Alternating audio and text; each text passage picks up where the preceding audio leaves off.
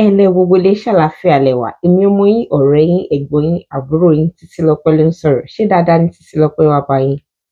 Ẹ̀yin ará mi, ẹ̀yin ni mo bá lọ́rọ̀.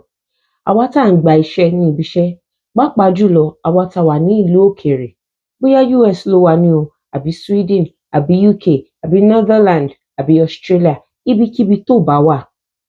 Tí a bá fẹ́ gba iṣẹ́, wọ́n máa sọ fún wa wípé àwọn òfin kan wà èyí tí ó di ilé iṣẹ́ yẹn mú, eléyìí tí wọ́n ń pè ní policies.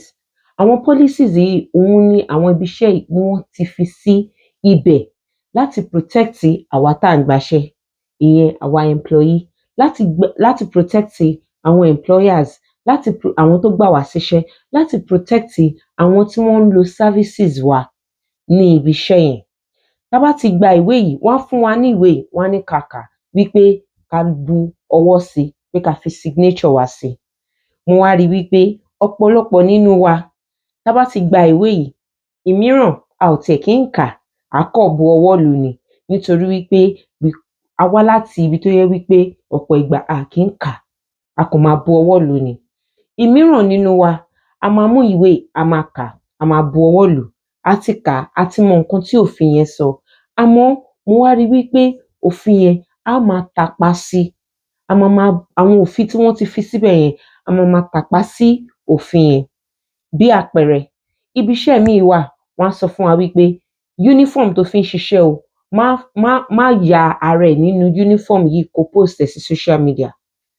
Ìgbà míì wọ́n á sọ fún wa wípé o ò lè ṣe fídíò níbi tó ti ń ṣiṣẹ́ kó post ẹ̀ sí social media. Ìgbà míì wọ́n á sọ fún wa wípé àwọn tó ń ṣiṣẹ́ fún, àbáwọn tó ń tọ́jú, àbí ohunkóhun tó bá ń ṣe, rí dájú wípé o ò post ẹ̀ sí social media. Wọ́n fi àwọn òfin síbẹ̀ láti protect àwa, láti protect àwọn tá à ń ṣiṣẹ́ fún, láti protect àwọn tó ní ilé iṣẹ́. Àmọ́ ọ̀pọ̀lọpọ̀ nínú wa, òfin yìí a máa tàpá sí, a máa wọ uniform ibi iṣẹ́ wa, a máa post ẹ̀ sí social media. Àwọn tá à ń ṣiṣẹ́ fún, bí àwọn tá à ń tọ́jú àbí nǹkan kan, a máa post ẹ̀ sí social media. Ìgbà míì àwọn experience tá à ń rí láti ọ̀dọ̀ wọn, a máa fi ṣe caption, a máa post ẹ̀ sí social media.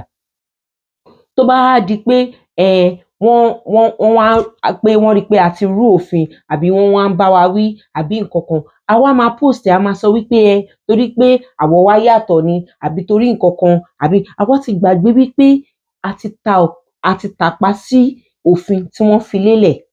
A dẹ̀ ti gbàgbé wípé ìlú tí a wà, ìlú tó lófin ni. Wọ́n máa ń sọ pé ibi tí kò ti sí òfin kò sẹ́ṣẹ̀. Àmọ́ ibi tófin bá ti wà, dájú àwọn ènìyàn gbọ́dọ̀ rí wípé àwọn tẹ̀lé òfin náà.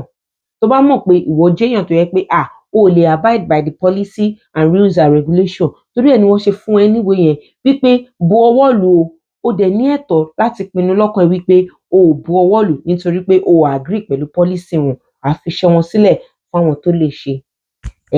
Mo wá fẹ́ rọ̀ wá ni wípé gbogbo ibi tá bá ti ń ṣiṣẹ́, kò ń ṣe ara wa nìkan là ń represent.